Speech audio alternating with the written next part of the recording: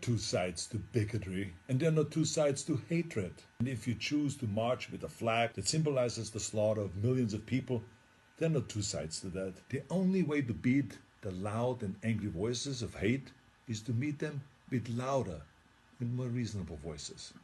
And that includes you, President Trump. In fact, as president of this great country, you have a moral responsibility to send an unequivocal message that you won't stand for hate and racism. Now let me help you write your speech here a little bit. As President of the United States and as a Republican, I reject the support of white supremacists. The country that defeated Hitler's armies is no place for Nazi flags. The party of Lincoln won't stand with those who carry the battle flag of the failed Confederacy. Was that very difficult? You see, I told you. I have a message to the neo-Nazis and to the white nationalists and to the neo-Confederates. Let me be just as blunt as possible. Your heroes are losers. You're supporting a lost cause. And believe me, I know the original Nazis. I was born in Austria in 1947, shortly after the Second World War. And growing up, I was surrounded by broken men who came home from the war filled with shrapnels and guilt, men who were misled into a losing ideology.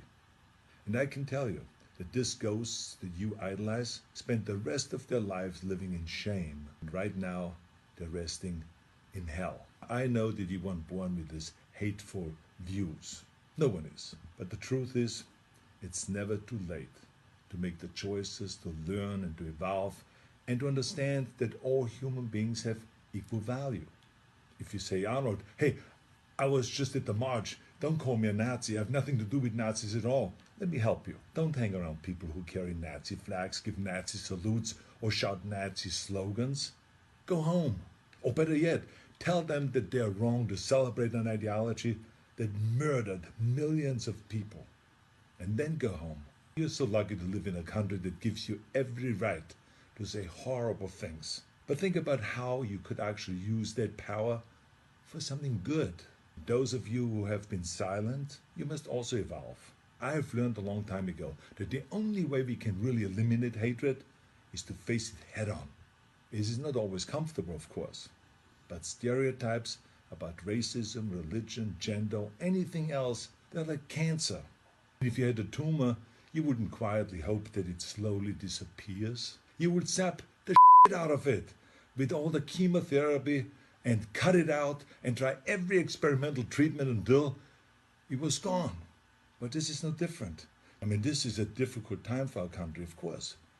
But I know that if we all have the courage to do something about it and to do the right thing, we come out stronger in the end. I've already donated some money to the Simon Wiesenthal Center, named after a great Nazi hunter, who I was lucky to call a friend. And I hope that you will join me by supporting your favorite anti-hate organization. Let's all commit right now to leaving the terrible ghosts of the past in the trash heap of history. That's where they belong. Now share this video if you think that hatred has no place in America. Let's terminate hate.